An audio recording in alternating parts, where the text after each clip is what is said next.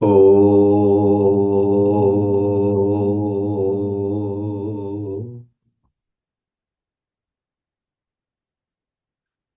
oh,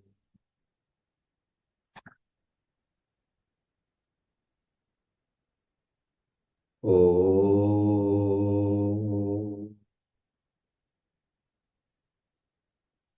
Om Sahana Vavatu Sahanau Bhunaktu Sahaviryam Karavavahai Tejasvinavadhitamastu ma vidvishavahai. Om Shanti Shanti Shanti. समस्त जन कल्याणे निरतं करुणामयं नमामि चिन्मयं देवं सद्गुरुं ब्रह्मविद्वरं सद्गुरुं ब्रह्मविद्वरम् ॐ पार्थाय प्रतिबोधितां भगवता नारायणेन स्वयं व्यासेन ग्रथितां पुराणमुनिना मध्ये महाभारतम् अद्वैतामृतवर्षिणीं भगवतीम् अष्टादशाध्यायिनीम् अम्ब त्वामनुसन्दधामि भगवद्गीते भवद्वेषिणी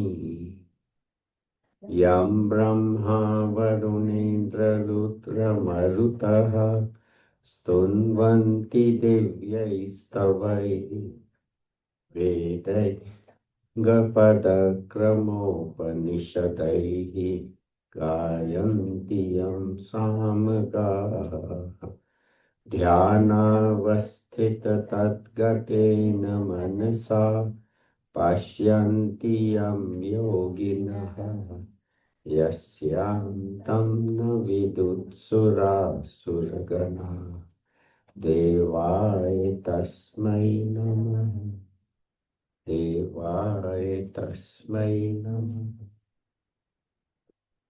ॐ श्री गणेशाय नमः। ॐ श्री सरस्वत्यै नमः। ॐ श्री गुरुभ्यो नमः।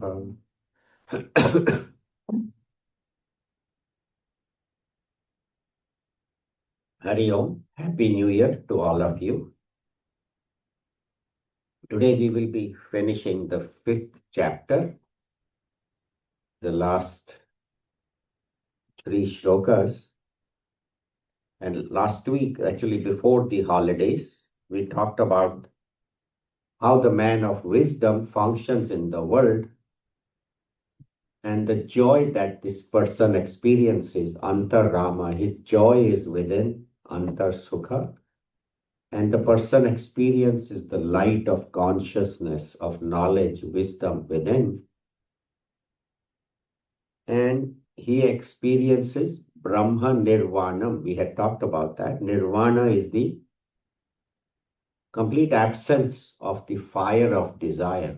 That can only happen when there is complete abidance in the highest knowledge. And this person experiences this joy, this self, this desireless bliss within. And throughout the 5th chapter, Bhagavan Sri Krishna talks about the man of wisdom, how this person functions in the world, doing everything but detached. Why? Because the mind is always connected with Bhagavan, always connected with the self. And so we want to know how can we reach that state also. That is our question, because Bhagavan paints such a glorious picture of this individual, the joy, the bliss, the wisdom, the peace. So how can we also experience that? How can we reach that state? Bhagavan says through meditation. So the entire sixth chapter that we will start next week is devoted to the path of meditation. But in the last three shlokas of the fifth chapter, which we will do today, Bhagavan tells us about the technique of meditation. Briefly, he will summarize the physical and mental adjustments, which even today in our meditation, we talked about that. And also the 27th and 28th and the 29th, the last sloka of the fifth chapter talks about what is our goal of meditation. Who is Bhagavan? Bhagavan himself tells us who he is.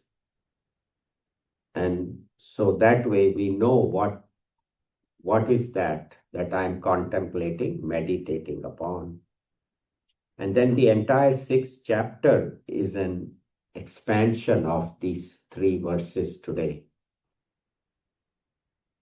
So chapter 5, number 27 and 28 will chant together. Parshan kritva bahirbahyan Chakshushchaivantare bhruvoho Pranapanau samau kritva Nasabhyantarcharinau Yatendriyamano buddhihi Munirmokshaparayanah Vigatechhabhaya krodha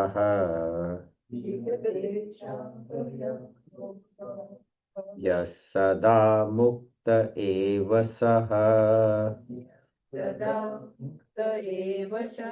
Together. Sparshan kritva bahirbahyan Chakshushchaivantare bhruvoho Pranapanau samau kritva Nasabhyantarcharinau Yatendriyamano buddhihi Munirmokshaparayanah Vigatechhabhaya krodha Yasada mukta eva saha. So sparshan kritva, all objects, sparsha means all sense objects, kritva means having made them, bahirbahya, placing all sense objects outside. How can we place all objects outside? We'll talk about that. So that is the first thing. Second is chakshu eva, and the eyes, antare bhruvoho, eyes as though focused on the Agnya chakra, between the in the brows, in the center of the brow. That is number 2. Then prana apana samau kritva, and balancing the prana and apana, the intake and the excretion of the breath, balancing kritva, having done that. Nasa bhyantara chari, now let the breath flow through the nostrils, not through the mouth, through the nostrils, and attention on the in breath and the out breath, and watch the flow of breath.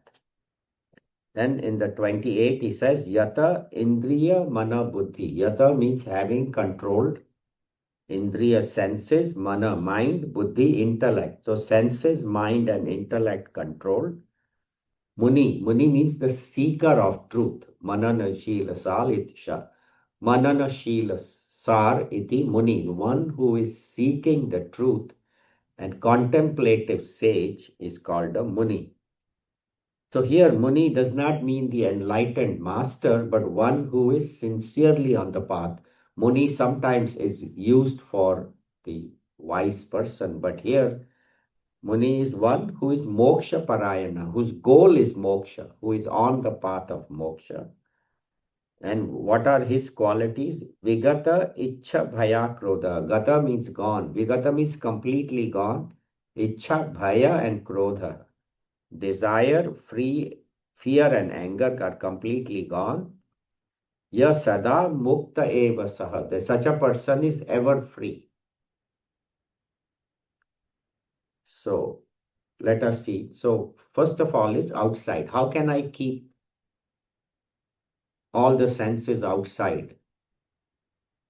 So they say that reduce the sensory inputs as much as possible. So when you sit for meditation, sit with the eyes closed if you can. Later, advanced meditators can even meditate with the eyes open. But generally, closing the eyes, at least for me, immediately shifts my attention inward. So closing, and then the nostrils, you should not have incense. Some people have incense, but that will cause more input. Or coffee brewing, you have started the coffee because after. So there should be no sensory input. Then it should be meditation should be done early morning. So there is no traffic noise. There is no outside disturbance. Of course, here in Bakersfield, we are blessed. We don't have too much traffic and noise, but in a big city or a place like India, they say get up early in the morning, not only because there is less noise, but that is called Brahma Muhurta, the time between, say, around 4, 5 o'clock in the morning, between 3 and 5, 5:30 is the time of Bhagwan. So getting up at about 5 o'clock and meditating early morning is the best time. So that way your sensory inputs are less. You should not be chewing gum or, some people say, oh, I meditate better with chewing gum. Don't do that. And that is physical. And then mentally, see, Gurudev says more important than physical is the mental detachment. See, physically, you may be sitting by yourself, quiet. And that is another thing, to sit alone. Meditation should be done by individual. Of course, once a week we do that group meditation. That is good, helps to the mind to connect with the group. But generally, it should be done by even husband and wife should not sit in the same room, because then all those thoughts and all the lifetimes of connection we have, so that should be avoided. And whatever we are attached to, we get more connected with that. So reduce my dependence on worldly objects. The worldly objects I don't need to keep me happy. So that is called detachment. And then when I sit for meditation, I am not a mother, not a father, not a brother, sister, son, daughter. I am not a manager, executive, engineer, doctor. I am none of those. I am a seeker of truth. Although sometimes a manager will be sitting and he'll say, you know what, my company is going through so much trouble, chapter 11. I don't know whether I'll have a job or not.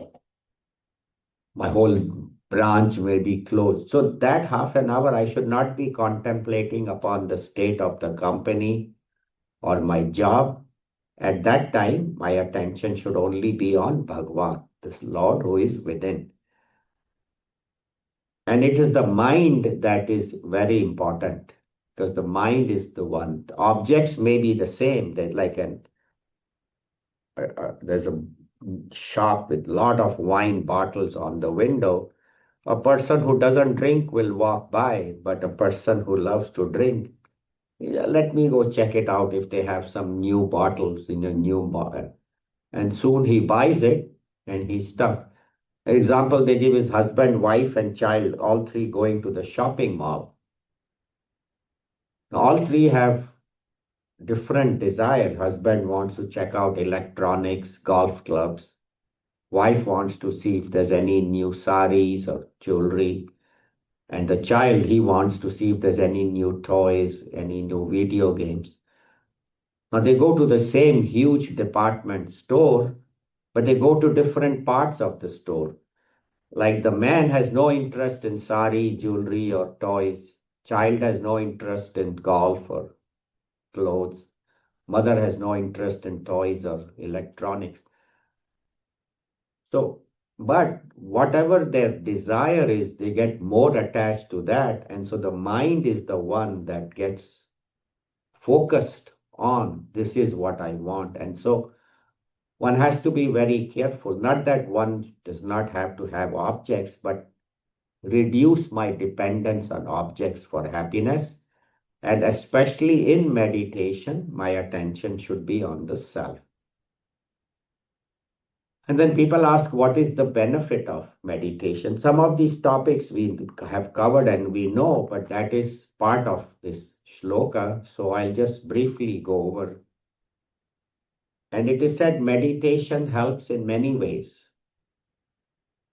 It helps to quieten the mind. As you meditate, the more you will find that you're able to quieten and control the mind much better with practice. Arjun asks in the 6th chapter, how can I control the mind? And Bhagavan says, abhyasena tu kaunteya vairagyena cha grihyate. With abhyas, with practice, and with detachment, the mind can be controlled. So that is number one, quietening of the mind. Then it is said that regular meditation reduces blood pressure, and there are many studies that show that. Also, they have done studies where meditation increases telomeres, the chromosomes in the nervous system. They have studied the brains of regular meditators versus others, and they have found difference in the telomeres. So it can also delay dementia, because in that meditation, your mind is intensely focused. And so that is the benefit of meditation.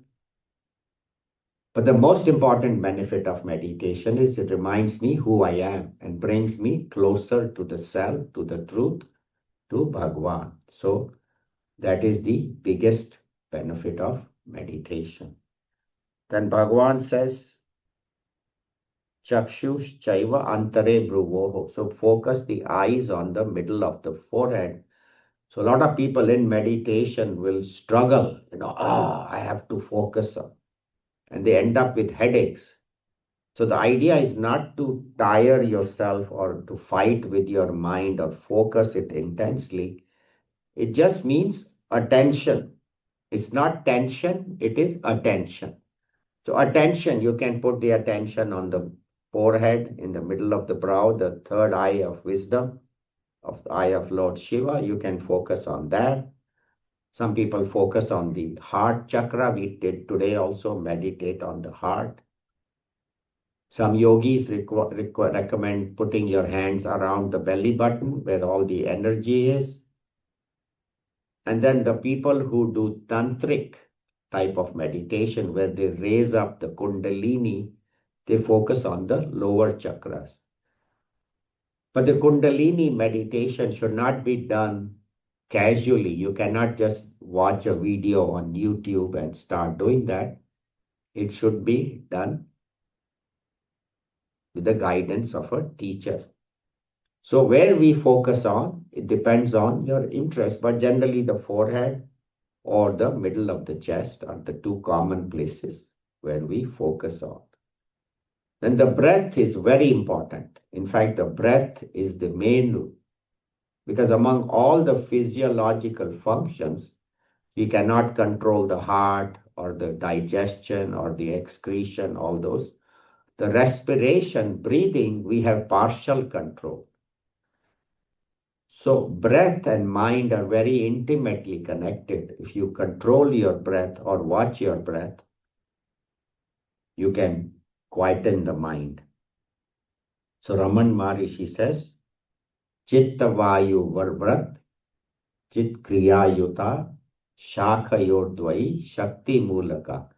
He says Chitta and Vayu, the mind and the breath, are connected. How? Like two branches of a tree, they are connected. How are the two branches of a tree connected? Because they have the roots.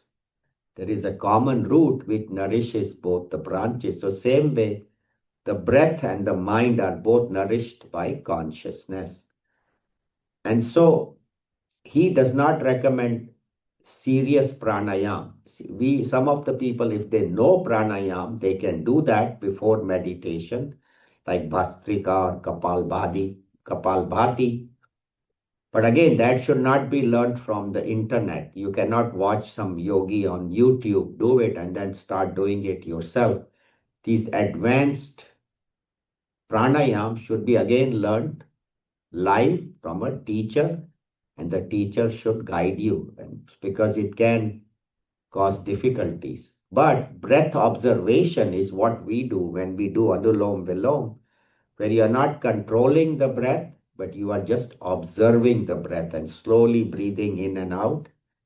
And pay attention to the pause between inspiration and expiration and inspiration, because they say Bhagwan resides in that pause.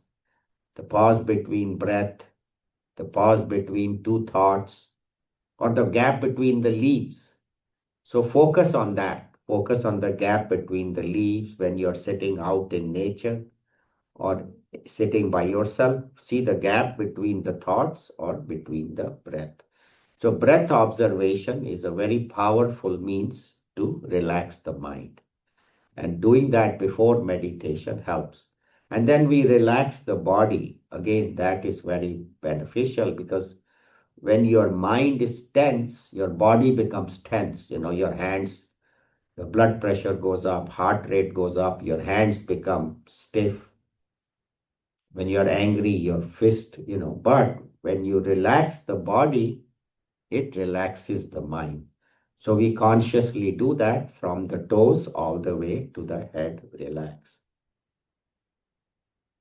Then we say, what should we do the night before? Meditation is not what you do in the morning. It's more important is what you have done the whole day before, the night before. If you have gone to a party, come home at 10, 11 o'clock at night, interacted with a lot of people and, gone to bed late, then you'll be sleepy and your mind will be thinking about what she said, what he said, what happened in the party. Also, before you go to bed at night, do not watch the news. Do not watch the internet. Otherwise, you'll sleep thinking of Trump and you'll wake up thinking of Trump. So, or whoever the politician is. So, before you go to bed at night, it is very important to read a book. A paper book is better, because if you read from Kindle or if you are on the phone, the blue light also stimulates your thoughts. So at least for some time before you go to bed, get a good book which has some good ideas and read that, or listen to some talks by Mahatmas. Like if you go to Chinmaya channel, there are talks by so many Swamijis of Chinmaya mission. So if you're listening to a good talk, that is good, but don't have to watch the video. Just close your eyes or keep it away from you and listen to good talk. So the mind goes to bed. And the last 20 minutes, which I have started, which I do that faithfully, is that last 20 minutes, do nothing. Do nothing. Just watch your breath, chant the name of the Lord, and keep your attention on the Lord within as much as possible. So that the last 20 minutes, if your mind is not stimulated, then if you go to bed with that kind of mind, when you wake up, your mind will be more quiet. But if till the last minute you go to bed, you are watching news or sports or something, then your mind will be more agitated. If you do that, you will completely see that absolutely works. So 20 minutes before bed, nothing. Then desire, Ichha Bhaya Krodha, Bhagavan says.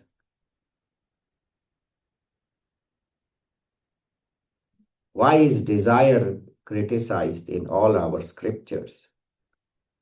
Because desire is the mother or father, you can say, of all problems. Everything starts from desire. And where does desire arise? In ignorance, not knowing who I am. So they say, ajnana, ichcha, karma. So ignorance, desire, and then action. So when I don't know who I am, when I don't know I am complete, I am that infinite self, I think I am incomplete, I am this body, and so I need this thing to make my body happy, or mentally I need this person to make me happy, or this power, or this situation. So desire arises from objects. That way they say Vastu, Vyakti, Paristhiti. Those are the three desires. Vastu means objects. I need this object to make me complete. Vyakti means I need this person to make me happy. If this person is not in my life, I am unhappy. Or if this person doesn't say good morning in the morning, I am unhappy. No, I am Anand Swarupa. If the person says good morning or is conducive, very good. If not, I am still fine. So that understanding one should have. So that way the person doesn't depend on others. And paristhiti means situation. Oh, it's too hot, so I'm unhappy, or it's too cold, I'm unhappy, or I'm unhappy in Bakersfield. If I move to the coast, I'll be happy. So we depend on situation, or this job makes me unhappy if I change and get the next job. So yes, in life situations will come where you need to make changes in your situations in your life. But understand that change is the changeless law of nature. Whatever is changing, जो आया है वो जाएगा. Whatever has come will go. Joy has come, joy will go. Sorrow has come, sorrow will go too. Nothing is permanent. What we think joy has come, it should always stay. And sorrow has come, it should not come or go away. But life is, it's like saying I should only have heads, not have tails. Coin has both sides. So same way life has joys and sorrows. So desire, I desire things that are conducive. And then ichha, then it comes bhaya and krodha. Desire means I got what I wanted, but then I have fear that I may lose it. So that fear comes. Or anyway, eventually what is world is temporary. I buy a new car, in a few years will become old, any relationships, in the beginning it is very love, then lot of love, then slowly it becomes not as much. So what everything in this world is temporary, so it will go away. So to have fear of that is because I have desire.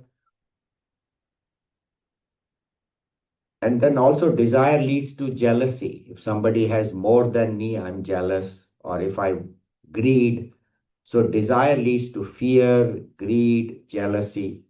How about if I don't get what? That is, if I get what I want. If I don't get what I want, that's even worse. Then there is anger, somebody blocked me, competition, selfishness. So desire leads to fear and krodha leads to anger. If I get it, I am fearful. If I don't get it, I'm angry. So Bhagwan mentions these three, but all the others, Kam, Krodh, Lobh, Moh, Mad, Matsarya, all of those are related to desire. Then one should have an attitude of gratitude. I worked hard, I got what I wanted. Even if I didn't get what I wanted, I'm content. And Bhagwan, thank you for whatever you have given me. And Bhagwan knows what I need, what I deserve, Bhagwan will give. And what I don't, and sometimes we say, oh, I wanted this, I didn't get it. But if you look back, or something is taken away from you, but you look back after a while and say, Bhagwan, that was the best thing happened to me. At that time, I said, oh, this thing I lost or was taken away. But whatever Bhagwan does, his world is perfect. He runs perfect. And he knows he's our friend. We will hear in the next shloka. So an attitude of gratitude to Bhagwan is very important. Bhagwan, I'm very thankful. There was a student of ours. He and his wife came to our meditation class on Thursday evening for many years. They moved to the coast and he recently passed away at age 98. Very successful businessman.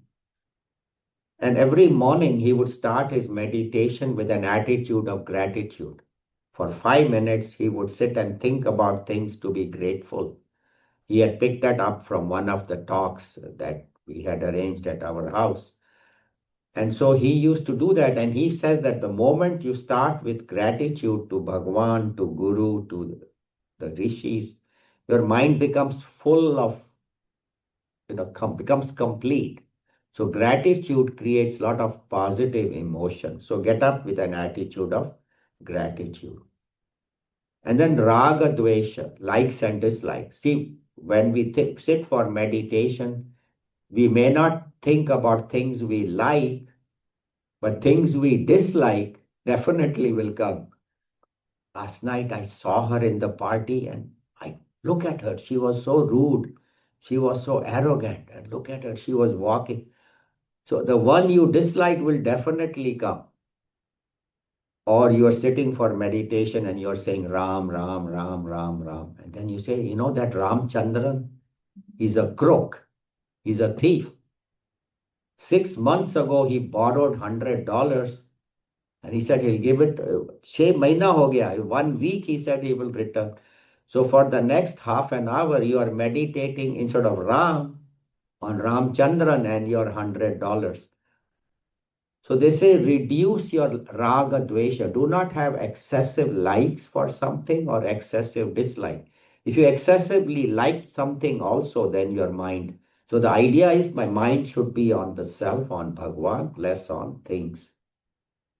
And moksha parayana. Parayana is a very beautiful word. Like when we say read Ramayana.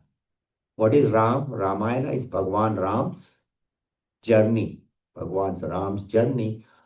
Also through Ramayana, Bhagwan Ram becomes our goal.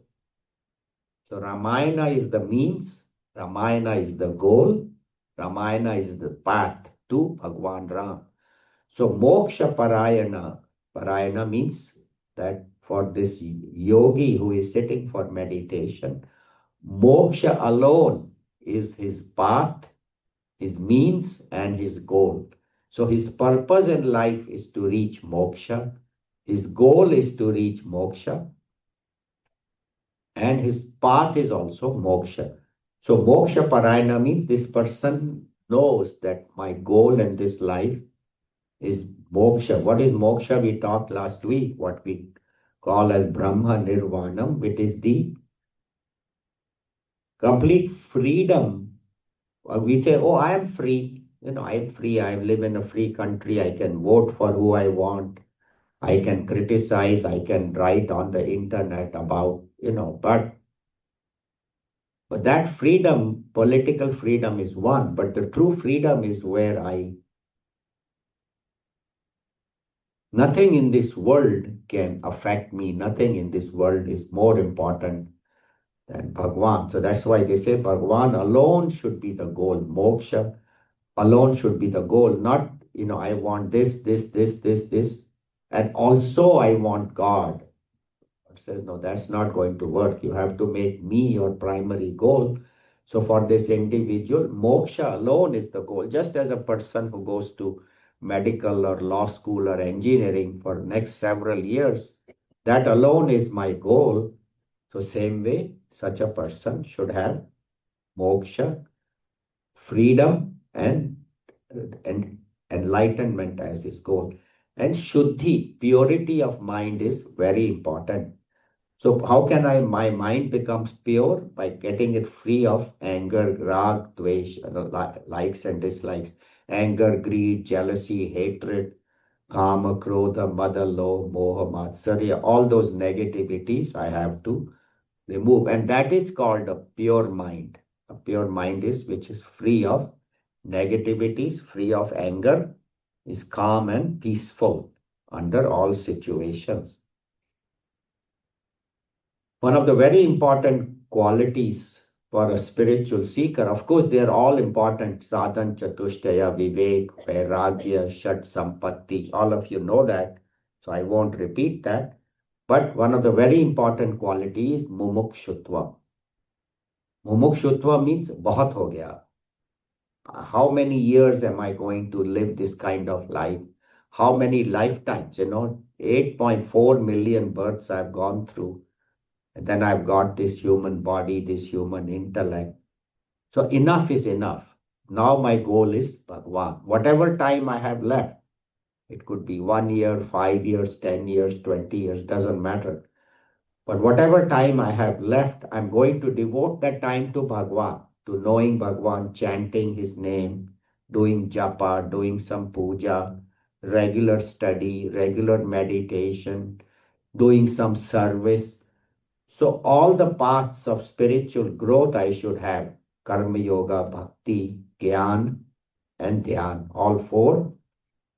And I have an intense desire for liberation, not temporary. ठीक है, मिल जाएगा तो. If I find God, on the road, आते हुए, Bhagwan is there on the side. He says, child, what do you want? Okay, I will say, okay, I want you. But no, I want that and that alone. And Bhagwan is not only outside, but he is within me. So constantly reminding oneself, whatever I am seeing, everything is God. And everything inside is also God. All my cells are working because of Bhagwan's presence.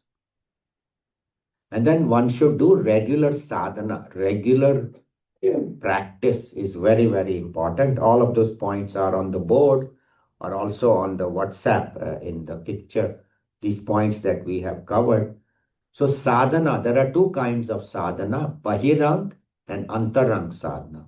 Bahirang is outer sadhana, so study, meditation, going to pilgrimage, going to the temple, serving others, doing charity.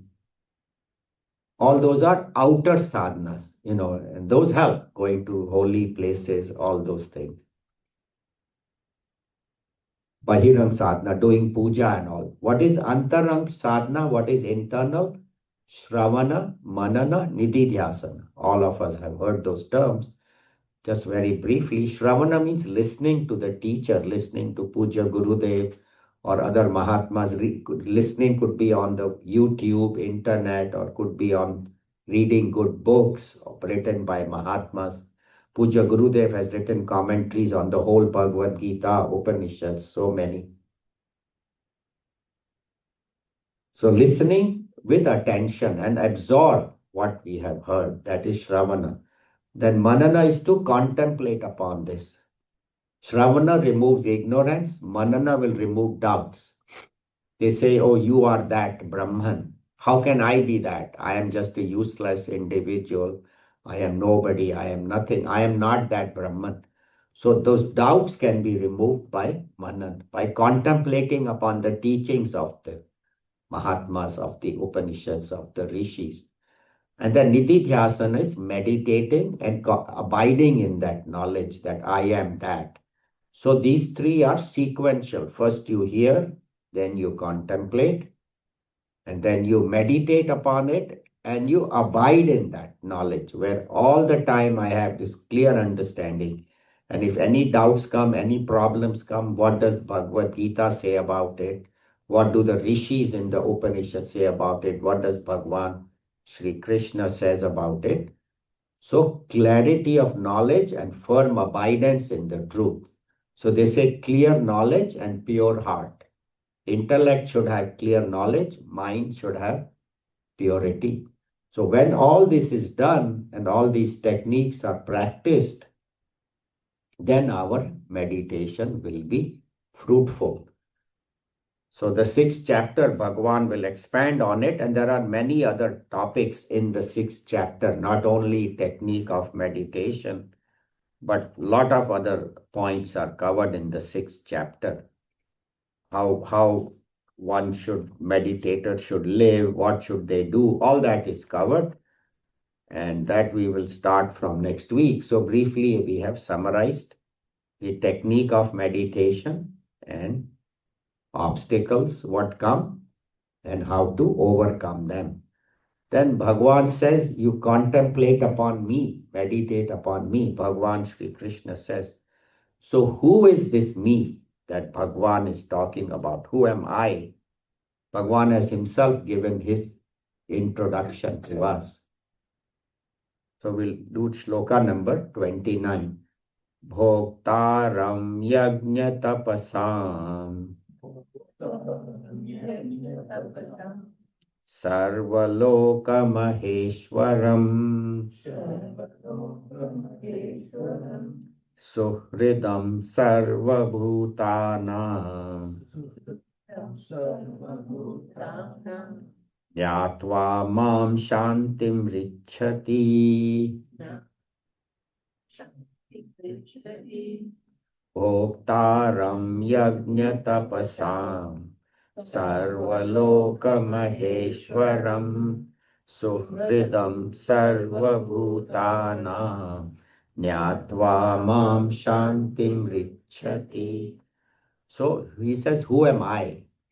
When Bhagwan says, who am I? We say, oh Bhagwan, we know who you are. You are son of Devaki and Vasudev, and you lived in Gokul, and you are a beloved of the gopis, and you are the flute player and friend of Arjun. Yes, all that I am. But when Bhagwan says me in the Bhagavad Gita, he doesn't talk about Krishna, the son of Devaki, but he says, I am the self of all. I am the Atma, the self, the consciousness. He identifies with Brahman, the total reality, that I am, which he shows Arjun in the 11th chapter, where the entire 14 worlds are in that body of Bhagwan. Not only the 14 worlds, but all the past, present, future, everything he shows Arjuna. So he says, I am the self of all. And so here he says, he introduces himself as Bhoktaram Yajna Tapasam. I am the enjoyer of Yajna and Tapas. Yajna means, doing the rituals, and Tapas is austerities. Then he says, Sarva Loka Maheshwaram, and I am the Lord of all the lokas, all the worlds, 14 worlds, and of everything in the 14 worlds. But you say, oh, you are so powerful, you are the head of 14 worlds. How can I know you? He says, Suhridam Sarva Bhutan, I am your friend. I am with you at all times, and I am your well-wisher. Bhagwan wants what is good for us. The fact that we are here talking, there cannot be any more grace of Bhagwan showering us with his grace. So, Suhridam Sarva Bhutanam, I am the friend of all. Not only friend, but well-wisher of not only humans, but animals, birds, plants, fish, everybody. Nyatva mam shantim richati, and one who knows me, not only as Bhagwan Sri Krishna in the temple or in our mission, but Bhagwan Sri Krishna who is within me, one who knows me as that, reaches shanti, reaches peace. So because people ask, I want shanti. Say, okay, you want peace. You want temporary peace or permanent? For a while your mind will be peaceful, you will be happy, and then after that there will be sorrow. No, no, no, no, no, Bhagwan. Not I want permanent peace. I want permanent joy. So Bhagwan says, only that can be found in me as the permanent total consciousness. And anything temporary will give you temporary joy. Anything of the world will give you temporary joy. If you want permanent joy, seek it in me, Bhagwan says. Bhagwan, me means the Om, the self, the consciousness. He says, Bhoktaram yajna tapasam. When you do yajnas, when you do rituals, I am the enjoyer. He said, no, Bhagwan, but I do ritual to Indra because I need rain. He said, Indra is me. I do prayers to Mother Lakshmi for wealth. That is also me, the self.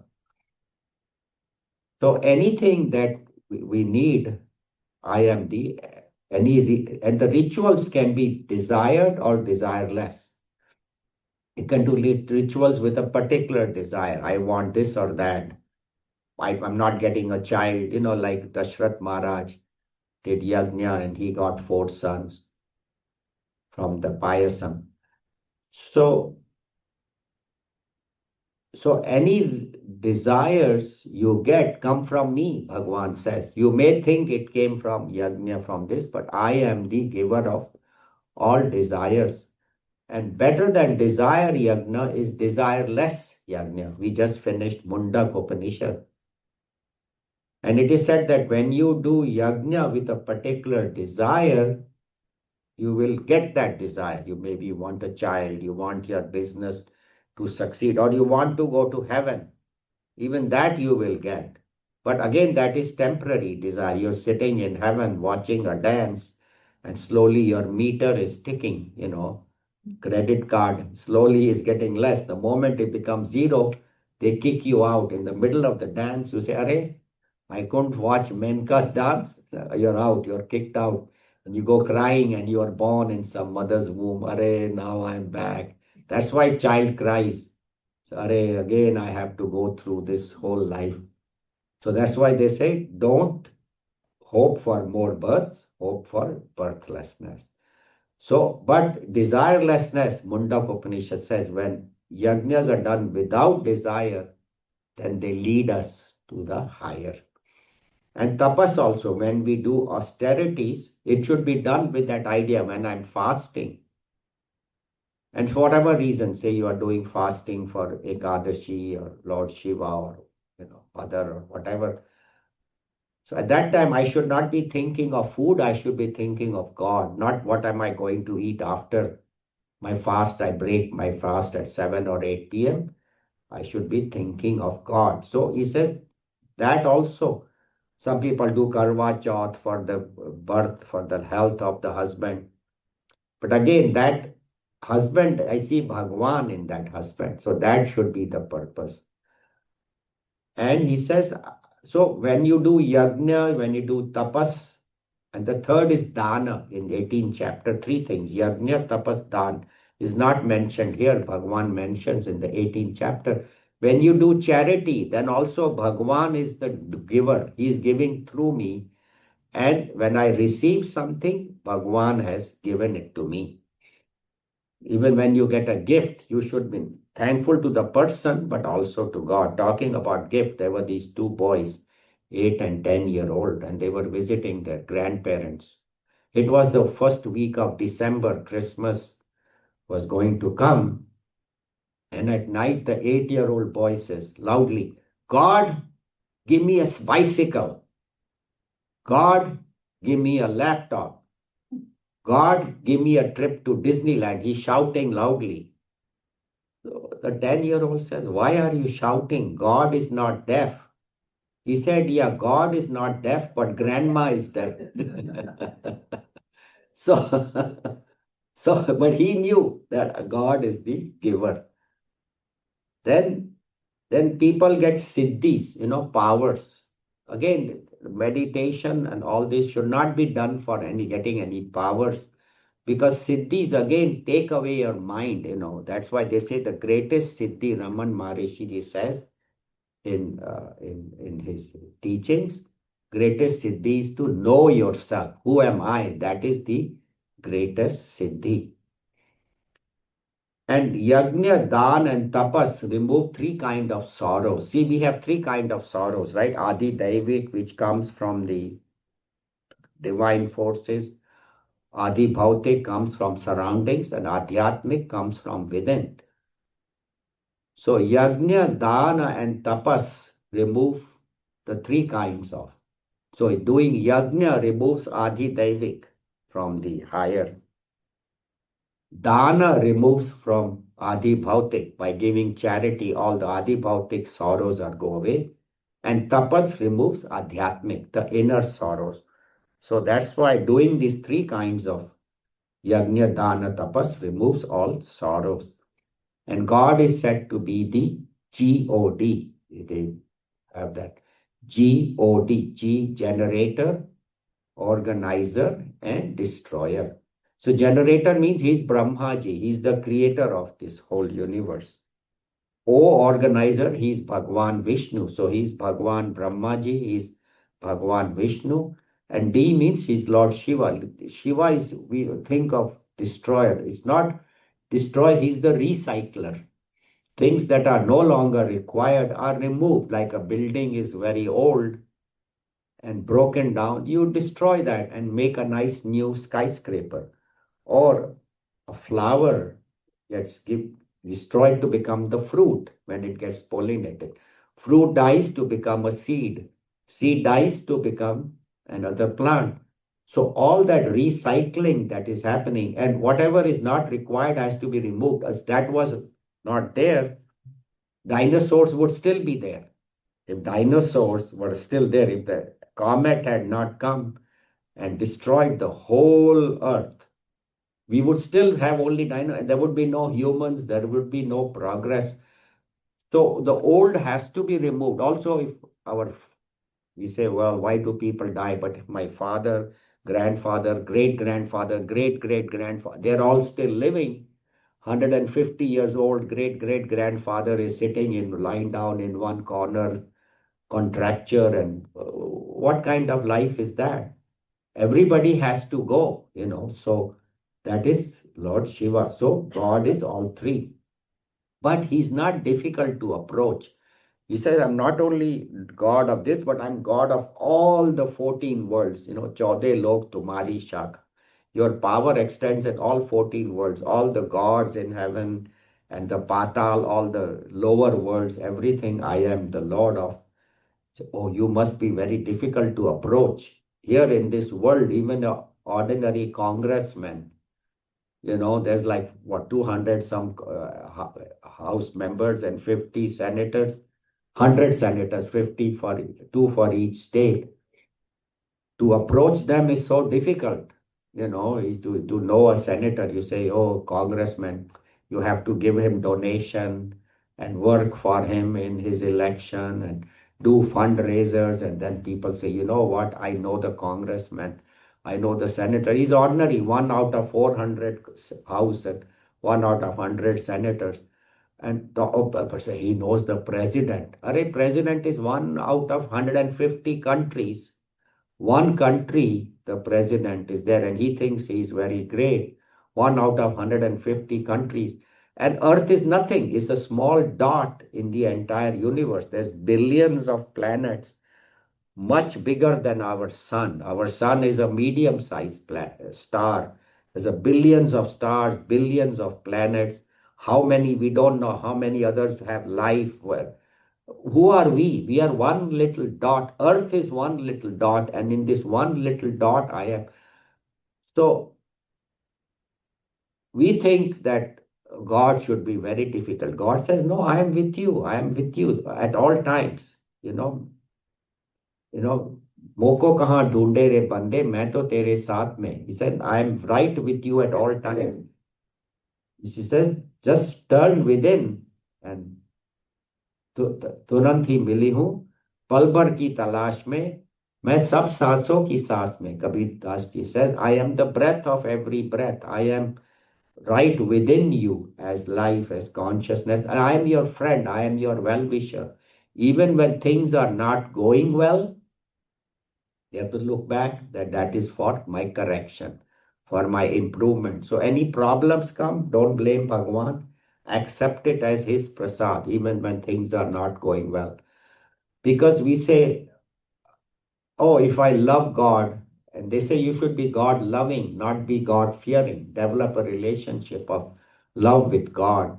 They say, if I am not God fearing, then I'll do bad things. No, you should fear your karmas.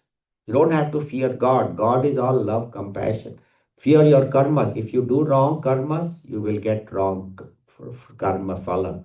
If you do good karmas, you will get good karma phala. But even when karma phala comes, don't think it is something bad which is happening. Bhagwan is doing it to correct me, to help me. So see his hand constantly. Constantly know that God is with me at all times. He is guiding my thoughts. He is guiding my hands, my feet. Whatever actions I'm doing, God alone is the doer. So that complete awareness of God's presence and see him outside and inside. Antar bahishcha tat sarvam prapta narayana tishtati. They say Narayana is where? outside as objects, as people, inside as me, as my true nature. So Bhagwan is everywhere, and he says, Nyatva mam, knowing me, Shantim Richati, when he knows me as this, then he gets supreme peace. Now, knowing is not like knowing like I know the speaker or the computer or the glass of water, but knowing means, so we, of course, we know Bhagwan as Sri Krishna, Lord Shiva in the temple and all that. But knowing means knowing inside, a subjective experience of God's presence. Lord Swami Chinmayananda ji always says, knowing means experiencing that I am that. So that will come with repeated practice. So sometimes we may not reach the final goal in this life, but that should be our goal, our purpose in this life itself. Even if we don't, but if I have made sincere progress, I will continue my journey. So knowing means subjectively experiencing his presence. And he says, one who knows me experiences the supreme truth. So I am the enjoyer of all, I am the Lord of all, and I am the friend of all beings. We'll end here. I'll just go over the Sankalpa Vakya at the end. Om Tat Saditi Srimad Bhagavad Gita Su Upanishatsu Brahma Vidyayam Yoga Shastre Shri Krishna Arjuna Samvade Karma Samyasa Yogo Nama Panchamodhyaya. So Om Tat Sat. Om means Bhagwan's name. That truth which you see is Bhagwan. Oh, that Bhagwan. So they end with, in any endeavor, if you end with Om Tat Sat, you purify your activity. So here we end the 5th chapter with remembering Bhagwan, iti, in this way, Srimad Bhagavad Gita Su. So the revered, worshipful Mother Bhagavad Gita, in that, which is an Upanishad. So which is an Upanishad? It is the teaching of the Upanishad, and it is Brahma Vidya.